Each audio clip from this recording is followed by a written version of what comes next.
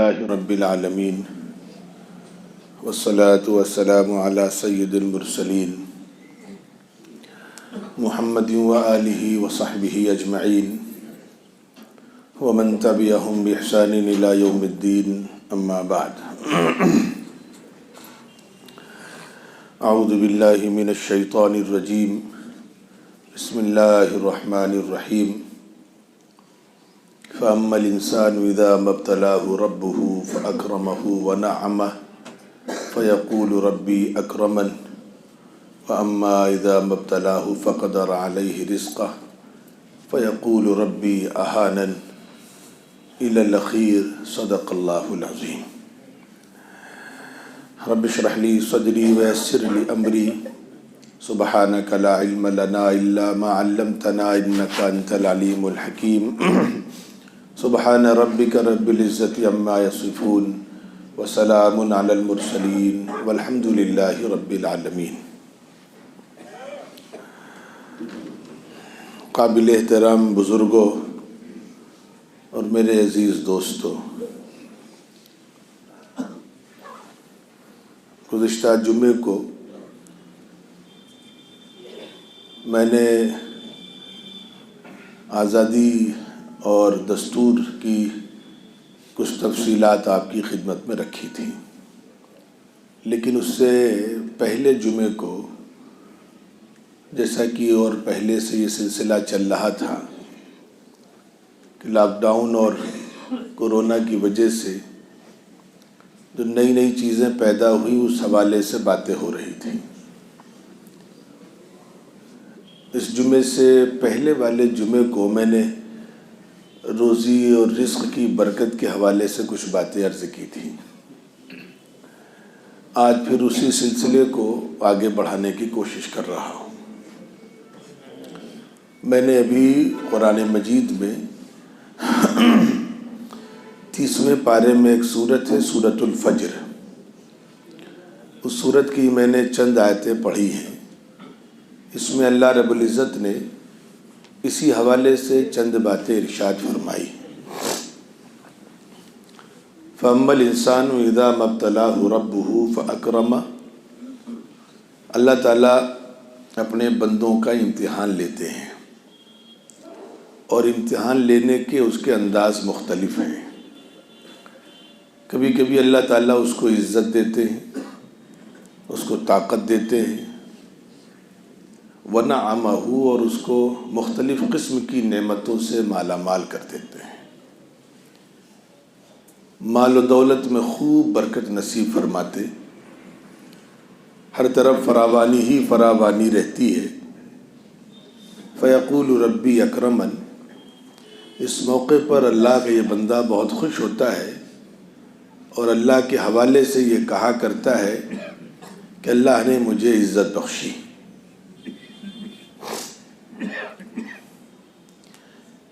اللہ کا امتحان لینے کا ایک طریقہ تو یہ ہے کہ اللہ تعالیٰ مال و دولت میں فراوانی دے دے،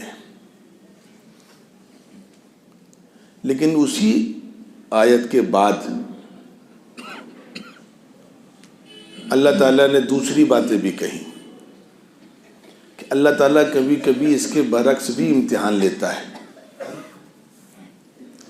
مَبْتَلَاهُ فَقَدَّرَ عَلَيْهِ رِزْقَهُ، اللہ تعالیٰ روزی کو ذرا سا روک دیتا ہے۔ کبھی کبھی روزی دے کر کے اللہ تعالیٰ امتحان لیتے ہیں، کبھی روزی کو روک کر کے اللہ تعالیٰ امتحان لیتے ہیں۔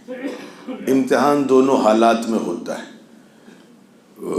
فَيَقُولُ رَبِّي أَهَانَنِ، ایسے موقع پر کبھی کبھی انسان اللہ کی ناشکری کرنے لگتا ہے۔ روزی ملی تو خوش ہو جاتا ہے، لیکن اگر روزی کبھی اللہ نے مصلحتاً لے لی تو انسان اللہ سے شکوہ کرنے لگتا ہے، ناشکری کرنے لگتا ہے، اور یہ کہا کرتا ہے کہ اللہ نے مجھے ذلیل کر دیا، مجھے رسوا کر دیا۔ آگے اللہ نے اس کی بہت سی وجوہات بتلائی ہیں، اللہ توفیق دیں گے تو انشاءاللہ وہ وجوہات بھی آئیں گی۔ کلا بل لا تکرمون الیتیم، کہ روزی کی جو تنگی ہوتی ہے اس کی وجہ کیا ہے، اور ان دونوں امتحانات میں ایک مسلمان کا رویہ کیا ہونا چاہیے۔ بظاہر ایسا محسوس ہوتا ہے کہ اگر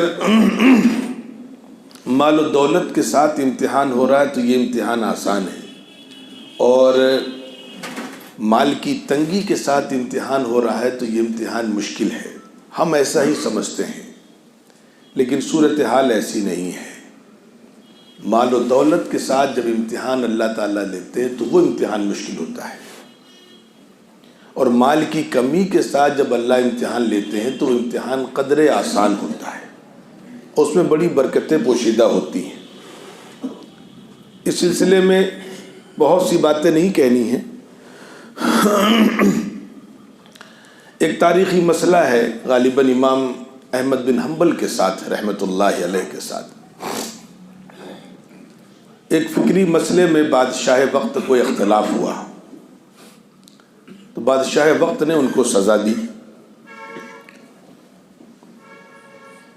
اور سزا ایسی دی کہ سخت کوڑے برسائے جاتے تھے۔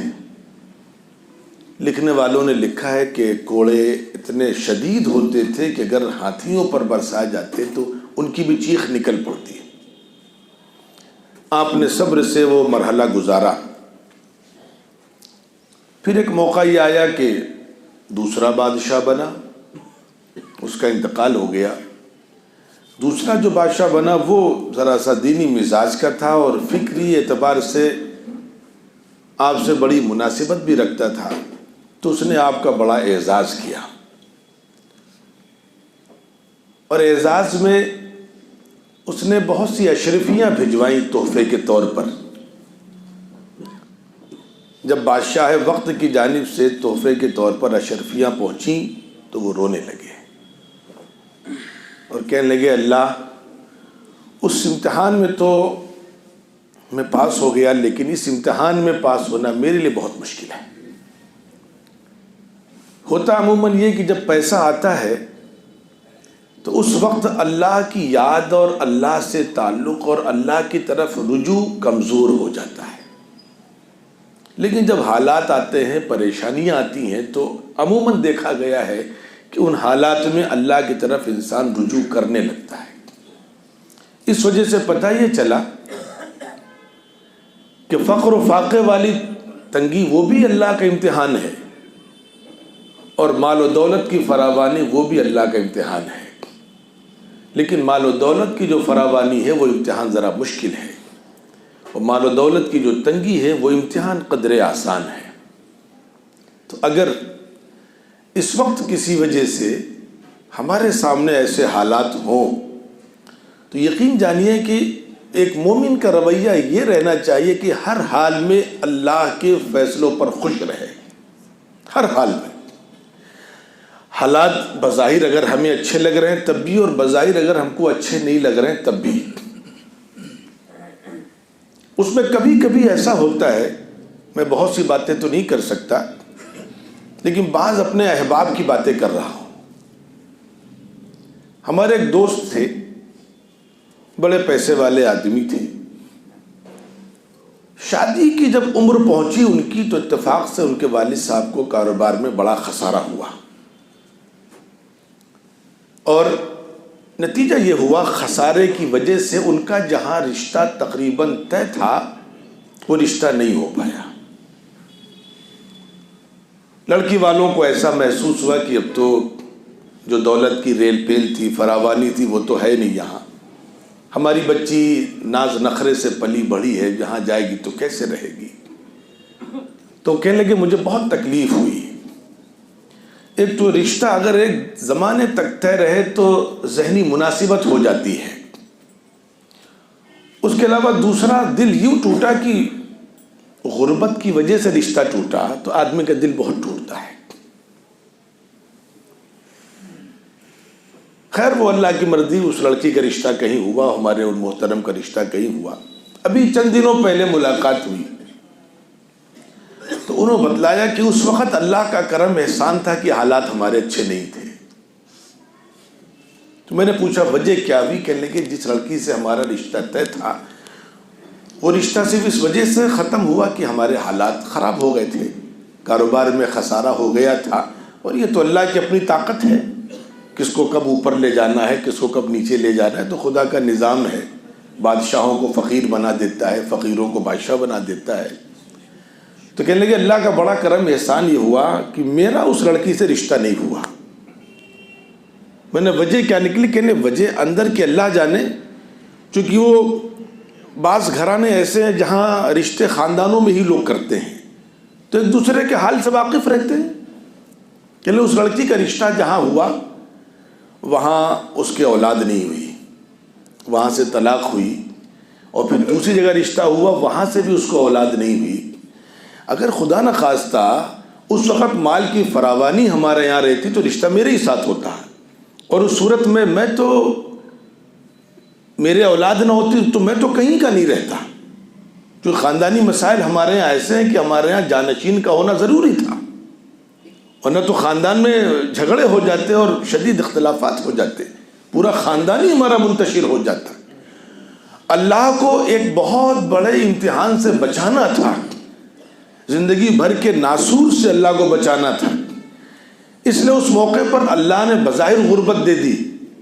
کہنے بعد میں اللہ کا شکر احسان ہے کہ مجھے اللہ نے پروان چڑھایا، پھر اللہ نے توفیق دی، میں نے محنت کی، والد صاحب کاروبار پھر برکت ہو گئی۔ لیکن چند ایک لمحے کے لیے، کچھ وقفے کے لیے حالات کا اتار چڑھاؤ گزرا، تو اللہ کا شکر احسان ہے کہ اس موقع پر اللہ نے، اگر پیسہ ہوتا تو میں تو بہت خسارے میں چلا جاتا، اگر مال کی فراوانی ہوتی تو میں بہت خسارے میں چلا جاتا۔ تو یہ اللہ جانے کہ ہمارے لیے جو فیصلہ اس وقت اسی میں ہمارے لیے خیر پوشیدہ ہے۔ اس لیے کبھی اللہ کی ذات سے بددل نہیں ہونا چاہیے، شکوہ نہیں کرنا چاہیے، اللہ جس حال میں رکھے اس میں خوش رہنا چاہیے۔ ٹھیک ہے حالات اس وقت سب کے ساتھ ہیں، میں بھی اچھا خاصا قرضے میں ڈوبا ہوا ہوں، سبھی انسان پریشان ہیں، اللہ تعالیٰ وہ حالات پھر بنائیں گے انشاءاللہ، خدا کا دستور ہے یہ۔ لیکن ہمیں اللہ کے ہر فیصلے پر صابر و شاکر رہنا چاہیے۔ اور پچھلے جمعے کو میں نے جو نماز اور وضو وغیرہ وغیرہ چیزیں بتائی تھی، اس حوالے سے میرے عزیزو اللہ کی ذات پر ہمیں کامل یقین رکھنا چاہیے۔ جیسے کہ حضور اکرم صلی اللہ علیہ وسلم کے ارشاد ہے، لو تتوکلون علی اللہ حق توکلہ، اگر تم لوگ اللہ کی ذات پر اس طریقے سے توکل کرو، ایسے یقین رکھو، ایسے بھروسہ رکھو جیسا بھروسہ کرنے کا حق ہے، لَيَرْزُقُكُمْ كَمَا يَرْزُقُ الطَّيْرَ، تو اللہ تمہیں ایسے روزی دے گا جیسے پرندوں کو روزی دیتا ہے اللہ تعالیٰ۔ صبح بھوکے نکلتے ہیں، شام کو پیٹ بھر کر کے واپس آتے ہیں۔ موسیٰ علیہ السلام نے اللہ سے ایک مرتبہ یوں ہی کہا کہ اللہ دل میں آتا ہے کہ آپ روزی دیتے ہیں، مجھے یقین ہے، لیکن ذرا ایک اطمینان کے لیے دیکھنا چاہتا ہوں آپ روزی کیسے دیتے ہیں۔ ابراہیم علیہ السلام نے بھی اسی قسم سے اللہ سے سوال کیا تھا کہ آپ مردوں کو زندہ کیسے کرتے ہیں، تو ابراہیم علیہ السلام کو اللہ نے دکھلایا۔ چنانچہ اللہ نے موسیٰ علیہ السلام سے فرمایا ایک کام کرو، فلاں جگہ پر جاؤ، ایک پتھر ہے تمہارے پاس تو لاٹھی ہے، لاٹھی کو مارو ذرا طاقت سے۔ موسیٰ علیہ السلام نے اس لاٹھی پر چوٹ ماری، وہ پتھر پر، تو پتھر دو ٹکڑوں میں ٹوٹ گیا، اندر سے ایک پتھر نکلا، کہا موسیٰ اس پر بھی چوٹ مارو۔ پھر دوسرے پتھر پر بھی موسیٰ علیہ السلام نے لاٹھی ماری، چوٹ ماری، تو پتھر ٹوٹا، تو دیکھا کیا کہ اس کے اندر ایک چھوٹا سا کیڑا ہے اور اس کے منہ میں چھوٹی سی ہری پتی ہے۔ اللہ ایسے روزی دیتے ہیں، اس لیے ہم بے فکر رہیں۔ روزی انسان کو ایسے تلاش کرتی ہے جیسے موت اپنے مرنے والے کو تلاش کرتی ہے۔ ہمارے نصیب کا جو ہے وہ ہم کھا کر ہی مریں گے، اس سے پہلے نہیں مریں گے۔ حالات کا اتار چڑھاؤ، یہ اس میں ہزاروں حکمتیں پوشیدہ رہتی ہیں، ہزاروں حکمتیں پوشیدہ رہتی ہیں۔ جیسے کہ میں نے دیکھا اس دور میں جو ایک عمومی فائدہ ہوا ان حالات کے اتار چڑھاؤ کا، کم از کم مجھے اپنی ذات تک اور میرے بعض متعلقین کو جو ہوا، دو تین چیزوں میں جو میں نے محسوس کیا۔ اسراف سے اس وقت امت کسی حد تک بچی ہے، شوق پورا کرنے سے بچی ہے امت، ضرورتیں امت پورا کر رہی اس وقت۔ تو حالات انسان کو بہت کچھ سکھاتے ہیں۔ اور میں نے اب دیکھا ہے کہ اب امت روزی کی قدر کرنے لگی ہے، ورنہ پہلے یہ تھا کہ روزی کی وہ قدر امت کے سامنے نہیں تھی۔ جب انسان بڑا ہوتا ہے تو اس کے بھی اسباب الگ ہوتے ہیں، غریب ہوتا ہے تو اس کے بھی اسباب الگ ہوتے ہیں۔ مجھے تو خالی اس وقت نماز اور مسجد کے حوالے سے باتیں کرنی، لیکن تمہیدی باتیں میں کر رہا ہوں۔ آپ کے علاقے کے ایک بہت بڑے آدمی، جن کا جہاں تک مجھے اندازہ ہے کہ شاید وہ ارب پتی آدمی ہیں، آپ ہی کے علاقے کے، ایک مجلس میں ملاقات ہوئی ان سے۔ کوئی انسان جب بڑا ہوتا ہے تو اس کے پیچھے وجوہات بھی ہوتی ہیں، کوئی بہت وہ عبادت گزار نہیں ہے کہ وہ تسبیح بھی بس ہاں ٹھیک ہے واجبی عبادتیں ہیں۔ ایک مرتبہ ایک مجلس میں ملاقات ہوئی تو وہ 5 بجے 6 بجے کا وقت ہو رہا تھا، اور آج کل 6 بجے کے آس پاس مغرب ہو جایا، پہلے ہو جایا کرتی تھی۔ تو یہ ہوا کہ بھائی کچھ چائے پی لی جائے، ناشتہ کر لیا جائے۔ تو انہوں نے کہا کہ اس وقت تو چائے ناشتہ نقصان دہ، کھانا چلا جاتا ہے، مغرب بعد ہم چائے پیئیں گے، ناشتہ کریں گے تو عشاء بعد کھانے میں کیا کھائیں گے؟ تو مجلس میں ایک صاحب نے کہا کہ باہر یہاں پر ایک ٹھیلے والا ہے، وہ بہت اچھا بناتا ہے بھیل پوری، جس میں دال موٹ اور وہ چاول کی لئیا کیا کیا ہوتی ہے، بناتا ہے بہت اچھا۔ تو کہا وہ منگا لو، وہ بہت ہلکا ہے۔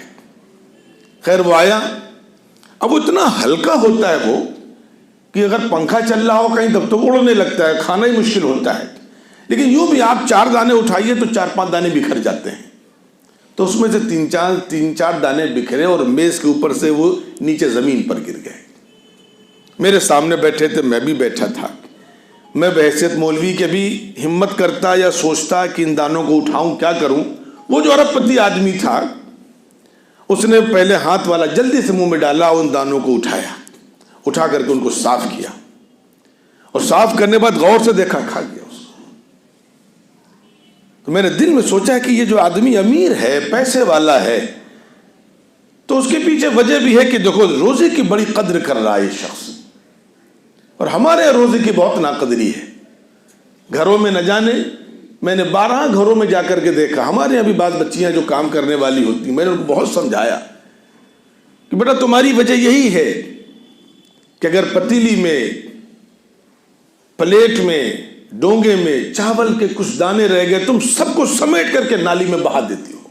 اللہ کو بہت غصہ آتا ہے کہ دنیا میں لاکھوں انسان ایسے ہیں جو بھوک کی وجہ سے مر رہے ہیں، اگر وہ کھانے کے لائق نہیں تھا، وہ جل گیا تھا یا ہلکا سا خراب ہو گیا تھا، تب بھی کوشش یہ کرو کہ اس کو کھرچ کر کے کسی ایسی جگہ پر رکھ دو کہ اللہ کی دوسری مخلوق اس سے فائدہ اٹھا لے، چیٹیاں کھا لیں، پرندے کھا لیں، یا راستے میں ٹہلنے گھومنے والے یہ کتے اور بلی کھا لیں جا کر کے، لیکن نالی میں یہ دانیال نہ جائے، ورنہ اللہ کو بہت ناراضگی ہوتی ہے۔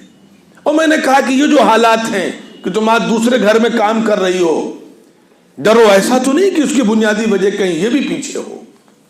تو جب حالات ہمارے اوپر آئیں تو 2-3 چیزیں ہمارے ذہن میں رہنی چاہیے۔ پہلی چیز تو میرے عزیزو، ہر حال میں اللہ کے ہر فیصلے پر صابر و شاکر رہیں، اور مزید یہ ہم اپنے اعمال کا جائزہ لیں کہ یہ حالات کیوں ہمارے اوپر آئے۔ میں نماز کے حوالے سے بات کر رہا تھا کہ نماز کا روزی روٹی سے کتنا تعلق ہے، وہ ابھی بات کر رہا ہوں انشاءاللہ، لیکن آج جو میں نے آیت پڑھی ہے اس کو ذرا پورا کر لوں۔ وَأَمَّا الْإِنسَانُ إِذَا مَا ابْتَلَاهُ رَبُّهُ فَأَكْرَمَهُ وَنَعَمَهُ فَيَقُولُ رَبِّي أَكْرَمَنِ، اور پھر آگے فَيَقُولُ رَبِّي أَهَانَنِ كَلَّا بَل لَّا تُكْرِمُونَ الْيَتِيمَ وَلَا تَحَاضُّونَ عَلَىٰ طَعَامِ الْمِسْكِينِ وَتَأْكُلُونَ التُّرَاثَ أَكْلًا لَمًّا وَتُحِبُّونَ الْمَالَ حُبًّا جَمًّا۔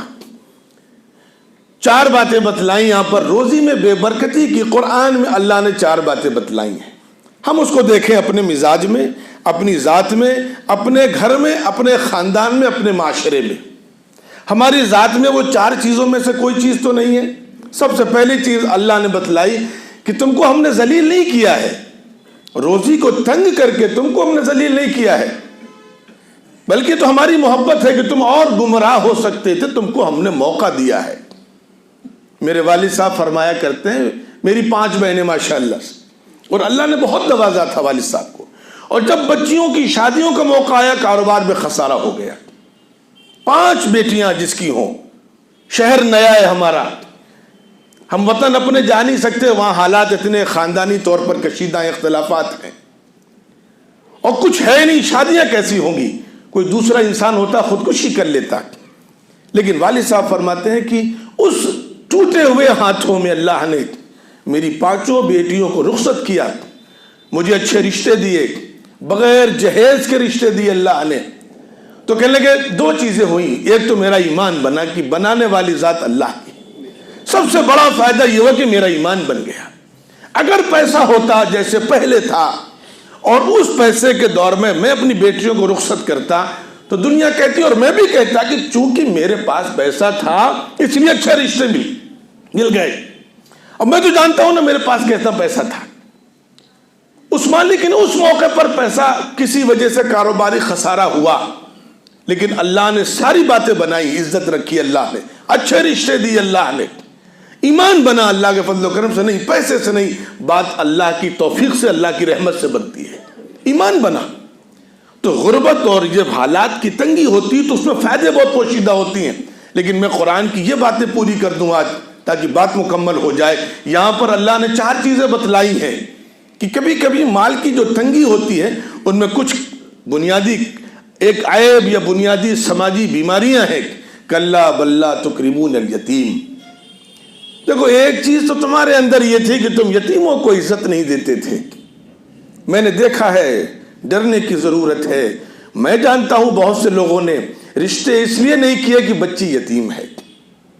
مجھ سے بہت کہا کہ کوئی لڑکی بتائیے، میں نے بتلایا، یہ بھی کہہ رہے جہیز نہیں چاہیے، لیکن نظر کسی اونچی کوٹھی پر ہے، بچی میں کوئی کم، بس اس کا سب سے بڑا گناہ اس وقت یہی کیوں بچی یتیم ہے۔ کلا بل لا تکرمون الیتیم، تو اگر کہیں ہمارے گھر میں، ہمارے مزاج میں، ہمارے سماج میں یتیموں کا اکرام نہیں ہے، یتیموں کی عزت نہیں ہے، بہت سے لوگ کہتے ہیں میں بڑا زمیندار ہوں، بڑا نواب ہوں، لیکن ہمارے اساتذہ نے کہا کسی کو خاندانی طور پر جانچنا ہو کہ وہ کتنا شریف ہے تو یہ دیکھو اس کے گھر میں یتیموں کے ساتھ کیسا سلوک ہوتا ہے، بس پرکھ لو اس کو۔ یتیموں کے ساتھ جس گھر میں اچھا سلوک ہوتا ہو وہ شریف لوگ ہیں، چاہے جو لکھتے ہو اپنے نام کے آگے، اور جن گھرانوں میں یتیموں کے ساتھ اچھا سلوک نہیں ہوتا ہو وہ نواب کی اولاد کیوں نہ ہو، ذلیل ہیں وہ۔ کلا بل لا تکرمون الیتیم ولا تحاضون علی طعام المسکین، اور دوسرا نہ تو بیواؤں کو یا مسکینوں کے ساتھ کچھ احسان و سلوک کرتے ہو، اور کوئی تم سے کہے تو تم دھتکار دیتے ہو۔ یہ بیماری ہم کو دیکھنی ہے۔ ابھی تازہ ایک مسئلہ ہوا، بعض لوگ کبھی کبھی بڑے کام کی باتیں کرتے ہیں۔ ایک لڑکے کے رشتے کے سلسلے میں مجھ سے بات ہوئی، میں نے ایک صاحب سے کہا بھائی فلاں کی بچی ہے، میں نے کہا آئیے آپ کو لڑکا دکھلاؤں، ان کو لڑکا پسند آ گیا، میں نے کہا چلیے اچھا گھر پہ ملاقات کراؤں، کہ چلیے، میں ان کو لے کر کے چلا، انہوں نے کہا کہ کون سا گھر؟ ہم نے کہا فلاں گھر کا رشتہ نہیں کریں گے۔ میں نے کہا وجہ کیا ہے؟ کیا وجہ ہے بھائی؟ لڑکا بہت شریف کا نا، اس شخص نے جو گھر کی دیواریں ہیں وہ سڑک کے اوپر نکالی ہیں، جس کو عام انسانوں کے تکلیف کا، آرام و راحت کا خیال نہ ہو، وہ ہماری بچی کو کیسے خوش رکھے گا؟ اسے سڑک پر قبضہ کیا جا کر کے، چھجا نکال کر کے، اور عام لوگوں کو تکلیف دینا اللہ کی نظروں میں سخت گناہ ہے۔ وہ اپنے طور پر جائز کہہ رہا ہو میں شادی نہیں کروں گا۔ تو کبھی کبھی بعض چیزیں ہمارے بڑوں کی طرف سے اچھی مل جاتی ہیں، ہم نواب لکھیں، شیخ لکھیں، زمیندار لکھیں، لیکن یہ دیکھو ہمارے گھر میں یتیموں کے ساتھ کیسا سلوک ہو رہا ہے۔ کلا بل لا تکرمون الیتیم ولا تحاضون علی طعام المسکین، بیواؤں کے، کمزوروں کے حقوق نہ دیے جاتے ہوں، نوکرانیوں کو ذلیل سمجھا جاتا ہو، ڈرائیور کو گالیاں بکی جاتی ہوں، اور نوکروں کے ساتھ جانوروں جیسا سلوک کیا جاتا ہو، جس گھر میں ہو رہا ہو، ڈرے اللہ سے کہ آگے روزی میں تنگی آنے والی ہے۔ کلا بل لا تکرمون الیتیم ولا تحاضون علی طعام المسکین وتاکلون التراث اکلا لما، اور وراثت کا مال خوب لپیٹ لپیٹ کر کھا جاتے ہو، بہنوں کو وراثت میں حصہ نہیں دیتے، زبردستی معاف کرا لیتے ہو، دائیں بائیں سے ہیلے حوالے سے جائز کر لیتے ہو، وَتُحِبُّونَ الْمَالَ حُبًّا جَمًّا، اور مال سے بڑی محبت کرتے ہو۔ دیکھتے ہو ایک مریض ہے، مر رہا ہے، مسجد کی تعمیر ہونی، وہاں ضرورت ہے، لوگ غریب ہیں لیکن پیسہ اپنے پاس سیٹ کر کے رکھ رہے ہو۔ یہ اللہ نے خود وجوہات بتلائیں قرآن مجید میں۔ اب اللہ نے پیچھے کہا کہ تم کو ہم نے فقدر علیہ رزقہ فیقول ربی اہانن، روزی میں تنگی کی تو فوراً شکوہ کرنے لگا کہ اللہ نے مجھے تو ذلیل کر دیا. اللہ کہہ رہے نہیں، تمہارے یہ اعمال ہیں، اس وجہ سے روزی میں تنگی ہوئی ہے. تو ہم جب روزی میں اگر کبھی بے برکتی ہو رہی ہے، جیسا کہ میں نے اس گزشتہ جمعے کو کہا تھا، نمازوں کی پابندی، ابھی یہ سلسلہ، یہ مضمون باقی ہے انشاءاللہ، اگلے ہفتے رکھوں گا اسی حوالے سے. لیکن ہمیں یہ دیکھنا ہے کہ خدا نہ خواستہ ہمارے کہیں کچھ ایسے عیب تو نہیں ہیں. دوسرے عیب تو اپنی جگہ، لیکن بطور خاص یہ 4 عیب جس کا قرآن میں اللہ نے تذکرہ کیا ہے، اگر کسی گھر، کسی خاندان، کسی سماج میں یہ عیب ہو تو خدا کے واسطے ڈرنے کی اور توبہ کرنے کی اور بچنے کی ضرورت ہے، تاکہ فقر و فاقے کی آزمائش سے اللہ تعالی ہمیں محفوظ فرمائے. اللہ تعالیٰ کہنے سننے زیادہ عمل کی توفیق دے. والسلام علیکم ورحمۃ اللہ وبرکاتہ.